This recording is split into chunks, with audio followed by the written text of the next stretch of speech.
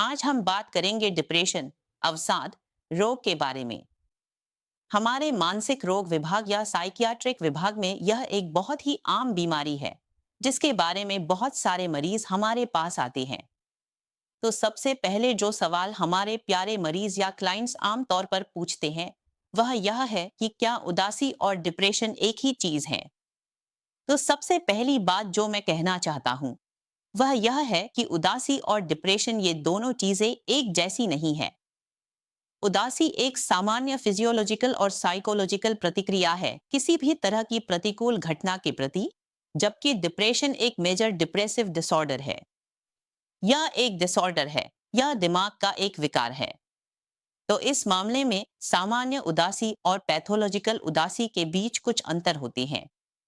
अब हम देखते हैं कि इनके बीच के डिफरेंशियल पॉइंट्स क्या हैं।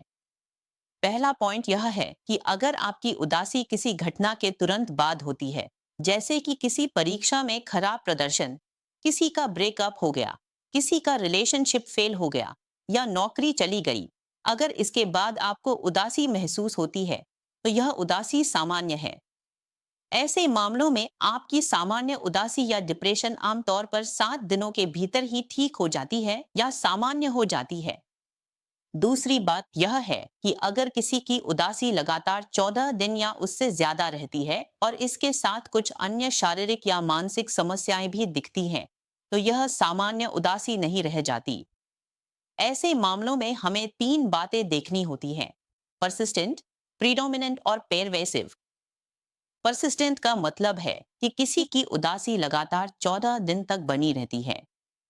प्रीडोमिनेंट का मतलब है कि दिन के ज्यादातर समय, चाहे सुबह हो, दोपहर हो या रात, आपकी उदासी एक जैसी बनी रहती है। इसे प्रीडोमिनेंट मूड कहते हैं। और पेरवेसिव का मतलब है कि यह सिर्फ आपके घर में नहीं, बल्कि बाहर भी, आपके करियर या नौकरी की जगह या आपके परिवार के अन्य लोगों के साथ या आपके सामाजिक मेलजोल में भी दिख सकती है। अगर किसी की यह समस्या पेरवेसिव तरीके से 14 दिन या उससे ज्यादा बनी रहती है, तो यह पैथोलॉजिकल उदासी है।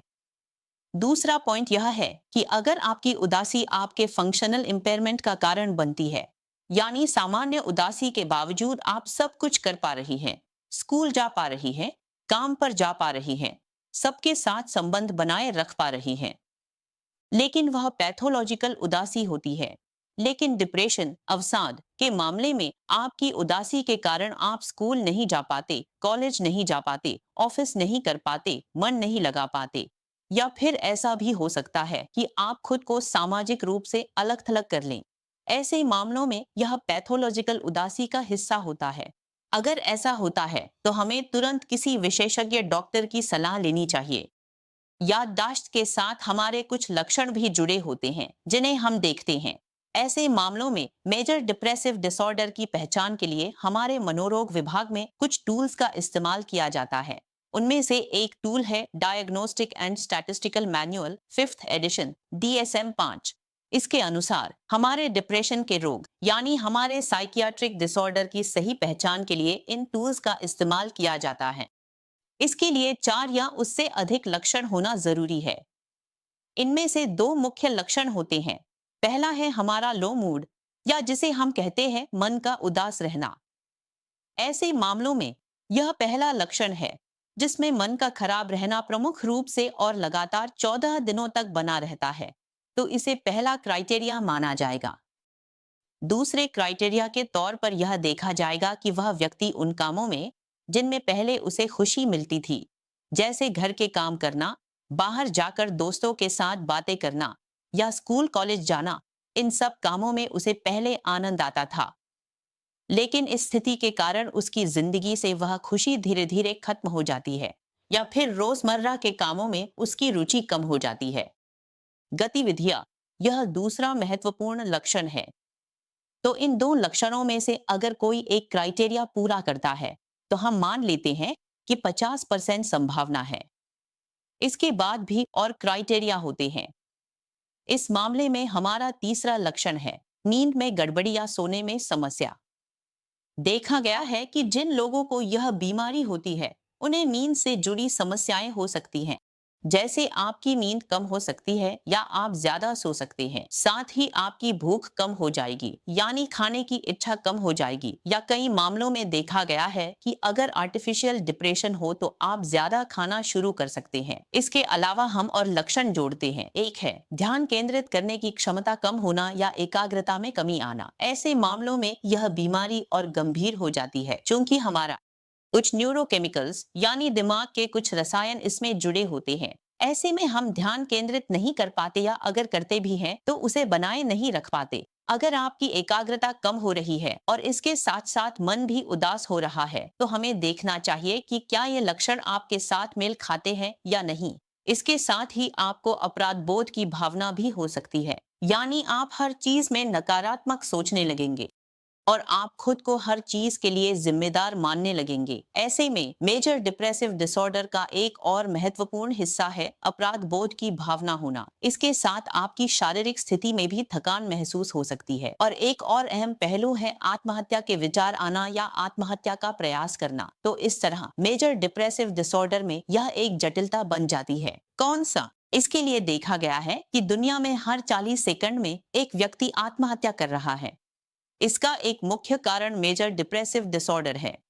तो ऐसे में अगर आपके डिप्रेशन की वजह से आपके मन में सुसाइडल आइडियाज आ रही हैं या ऐसे विचार आ रही हैं जिसमें आपको लग रहा है कि ये जीवन ही बेकार है या जीवन में जीना ही निरर्थक लग रहा है, तो ऐसे में आपके लिए यह जानना बहुत जरूरी है कि कहीं आपको मेजर डिप्रेसिव डिसऑर्डर तो नहीं है। इसका डायग्नोसिस करना बहुत जरूरी है। ऐसे मामलों में एक साइकियाट्रिस्ट आपकी मदद कर सकता है डायग्नोसिस के लिए। ऐसे में हम कुछ कुछ टेस्ट करते हैं। ये टेस्ट क्यों जरूरी है? क्योंकि कई बार देखा गया है कि कुछ शारीरिक बीमारियों की वजह से भी हमें इस तरह का डिप्रेशन हो सकता है। तो ऐसे में अगर किसी को डायबिटीज है, किसी को हाई ब्लड प्रेशर है, या कई बार देखा गया है कि थायराइड में कोई गड़बड़ी है, तो उनके मामले में यह major depressive disorder secondary depression के रूप में आ सकता है। या फिर अगर किसी को ब्रेन ट्यूमर है या किसी तरह की इंट्राक्रेनियल स्पेस लीजन है या दिमाग में कोई और समस्या है जैसे स्ट्रोक, तो उनके मामले में भी इस तरह की समस्याएं सामने आ सकती हैं। ऐसे में एक साइकियाट्रिस्ट आपको इन समस्याओं से काफी हद तक उबारने में मदद कर सकता है। इसलिए शारीरिक बीमारियों की पहचान करना और उसके बाद डायग्नोसिस को कंफर्म करके मेजर डिप्रेसिव डिसऑर्डर को आसानी से पहचाना जा सकता है और उसी के अनुसार इलाज की प्रक्रिया अपनाई जा सकती है। अब एक बहुत आम सवाल जो हमारे मरीज हमसे पूछते हैं वह यह है कि इस मेजर डिप्रेसिव डिसऑर्डर का इलाज कैसे करवाया जाए। तो ऐसे में इलाज के तरीके दो तरह के होते हैं। एक है साइकोथेरेपी या काउंसलिंग, दूसरा है दवाइयों का सेवन, तीसरा विकल्प है कंबाइंड थेरेपी। तो इस स्थिति में हम आमतौर पर मेजर डिप्रेसिव डिसऑर्डर को अलग अलग हिस्सों में बांटते हैं। ऐसे में माइल्ड डिप्रेशन और सीवियर डिप्रेशन। तो ऐसे में माइल्ड डिप्रेशन के मामले में जब यह होता है तो कई बार केवल काउंसलिंग या कॉग्निटिव बिहेवियर थेरेपी के जरिए मरीज पूरी तरह ठीक हो जाता है। ऐसे मामलों में हल्का सा तनाव रहता है या फिर इंटरपर्सनल रिलेशनशिप में कोई समस्या होती है। ऐसे में काउंसलिंग के जरिए मरीज अपने डिप्रेशन को बहुत अच्छे से जीत सकता है और ऐसे मामलों में दवा की कोई जरूरत नहीं पड़ती।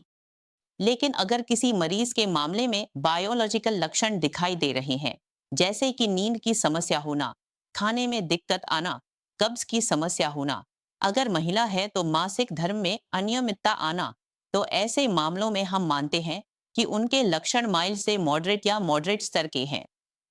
ऐसे में हम कुछ दिनों के लिए उन्हें हम आम तौर पर 3 से 4 महीने के लिए कोई एंटी डिप्रेसेंट या मूड स्टेबलाइजर दवा का कोर्स देते हैं और इसका बहुत अच्छा और प्रभावी रोल होता है। लोगों में जो यह गलतफहमी है कि एंटी डिप्रेसेंट लेने से नींद बहुत आएगी या वे इसकी लत में पड़ जाएंगे, हमारी जो नई पीढ़ी की एंटी डिप्रेसेंट दवाएं हैं वे बिल्कुल भी ऐसी नहीं हैं।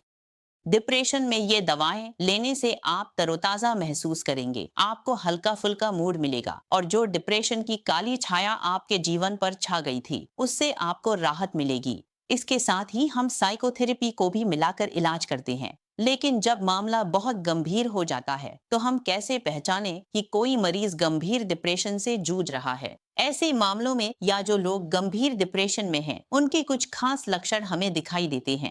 इसमें आत्महत्या के विचार आना, आत्महत्या का प्रयास करना, खाना न खाना, ये सब लक्षण शामिल हैं।